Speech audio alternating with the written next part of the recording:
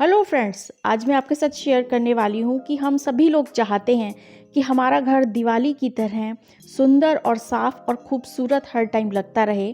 तो ये रखना उतना भी मुश्किल नहीं है। अगर हम कुछ आदतें अपने जीवन में रेगुलर अपना लें तो उससे हमारी हर चीज़ एक जगह पर सेट भी रहेगी और दिखने में भी सुंदर रहेगी और हमारा घर क्लीन और ऑर्गेनाइज हमेशा के लिए रहेगा। तो वही आज मैं आपके साथ शेयर करने वाली हूँ। तो चलते हैं, स्टार्ट करते हैं वीडियो को हम।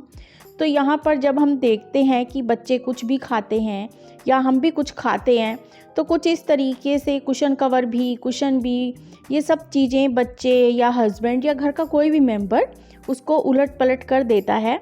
तो हमें सबसे पहले ये हैबिट को अपने अंदर लाना होगा कि उन चीज़ों को अगर हम उसी टाइम पे सेट कर देते हैं तो वो सब कुछ ऑर्गेनाइज लगेगा और हमारा टाइम भी बहुत ही कम लगेगा और आने वाले को भी बहुत सुंदर सब कुछ लगेगा।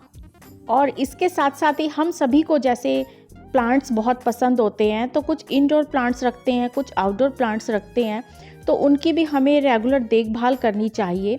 जैसे कि मैंने ये यहाँ पे रखे हुए, तो इन्हें मैं पानी देती हूँ और टाइम टाइम पे इन्हें चेंज भी करती रहती हूँ, क्योंकि ग्रीनरी भी हमारे घर को बहुत ही खूबसूरत बनाती है। इसीलिए घर के अंदर हम कोशिश करें कि कुछ मनी प्लांट या और जो इंडोर टाइप के प्लांट्स हैं उनको रखें और उनकी हम लोग देखभाल करें।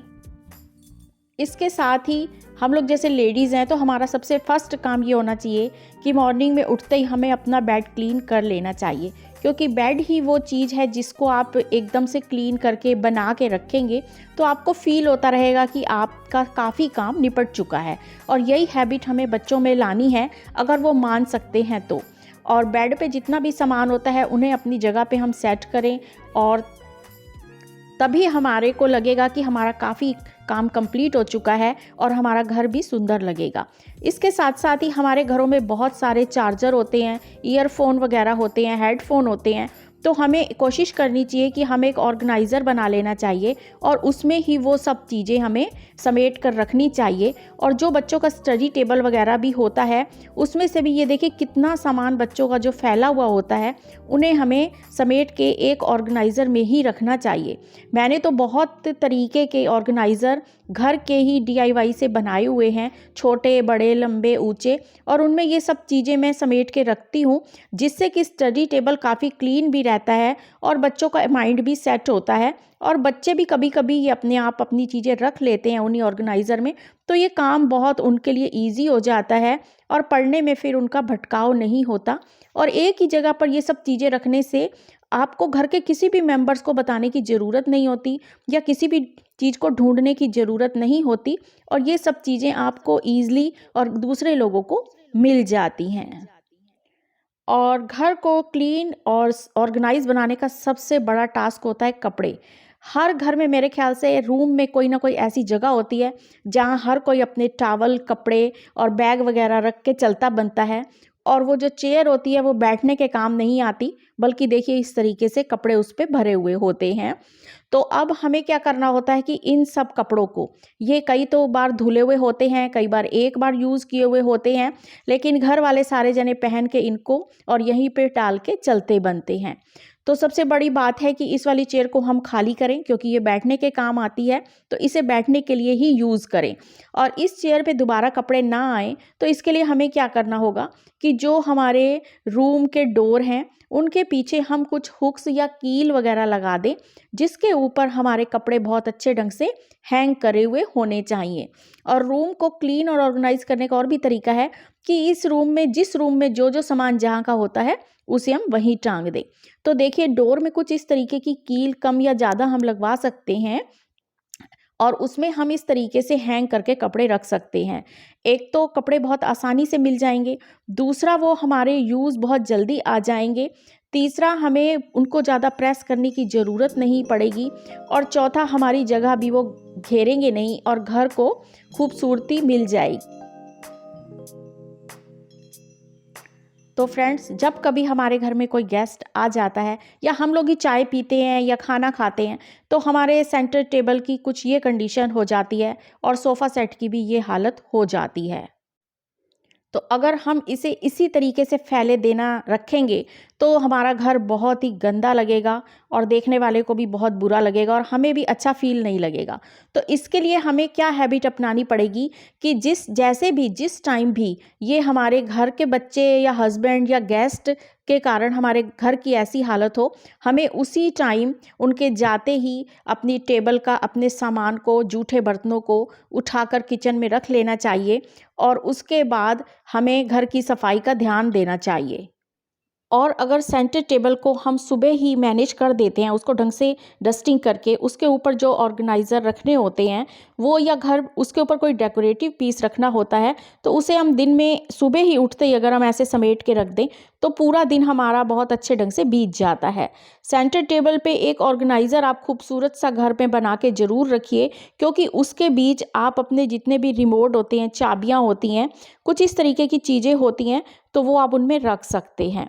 अब अगला टास्क आता है कि हम लोग सोफ़े को कैसे सेट करें, क्योंकि सोफ़े पे हर कोई आके बैठता है, तो उसके फ़ौरन जाने के बाद हम लोग सोफ़े के कवर को झाड़ लें और उसको फिर हम सेट करें। और सेट करने का आज मैं आपको बहुत ही अच्छा सा और ईज़ी सा टिप्स बताती हूँ कि बच्चों वाले घरों में ये खासकर काम आएगा। हम एक कॉम्ब ले लें और उससे हम लोग सोफ़े को इस तरीके से सेट करें, तो ये काफ़ी लंबे टाइम तक चल जाएगा और सोफ़ा कवर ख़राब भी नहीं होगा। जिनके छोटे बच्चे हैं उनके लिए टिप्स और हैक्स बहुत काम का है, क्योंकि बच्चे चाहे कूदेंगे भी तो भी उसके बाद आपका ये सोफ़ा कवर जल्दी ख़राब होने वाला नहीं है। और अगर आप इसको इसी टाइम पे कर देंगे तो आपका बहुत कम टाइम लगेगा, नहीं तो आपका बाद में बहुत ज़्यादा टाइम लगेगा और बर्डन बन जाएगा और फिर सामान फैलता ही जाएगा। तो इसीलिए ये कुछ हैबिट्स हम लोगों को अपनी लाइफ में, बिल्कुल रेगुलर जो लाइफ है उसमें हम लोगों को बीच में सेट करना पड़ेगा, तभी हमारा घर क्लीन और ऑर्गेनाइज रहेगा।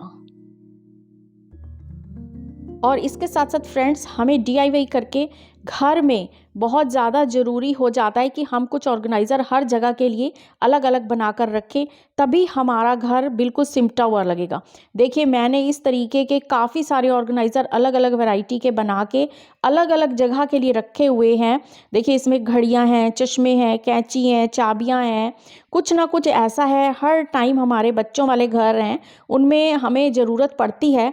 तो इन सब चीज़ों के लिए अगर हमारे पास कबर्ड नहीं होती तो कुछ इस तरीके से ऑर्गेनाइज़र बना के रखें, जिससे कि आपके स्पेस भी बचेगा और घर ऑर्गेनाइज और क्लीन रहेगा। और इसके साथ साथ बच्चों को भी आदत डालें कि जहाँ से चीज़ उठाई है उनको वापस रखें वहीं पर, और हर चीज़ की एक जगह बनाएं और उसको वहीं पे ही रखें। तो घर में आप देखिए बिल्कुल भी आपका मैसी मैसी सामान नहीं होगा। और इसके बाद आप देखिए कि जहाँ भी किसी ने स्लीपर्स उतार के रखे हैं, फ़ौरन उनको वहाँ से हटाएं और इनकी एक जगह बनाएं।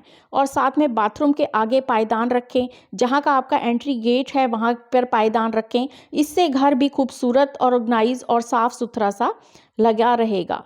इसके साथ ही आप घर में कोशिश कीजिए कि हल्की फुल्की डस्टिंग रेगुलर करते रहिए, जो सामान इधर उधर बिखरा है उसे सेट करते रहिए। तो इस तरीके से अगर हम ये सारी हैबिट्स अपनी डेली रूटीन में लाएंगे तो हमें घर संभालना कभी भी मुश्किल नहीं लगेगा। और इसके साथ साथ आप अपने घर को और भी खुशबूदार और खूबसूरत बनाने के लिए अरोमा डिफ्यूज़र लगा सकते हैं।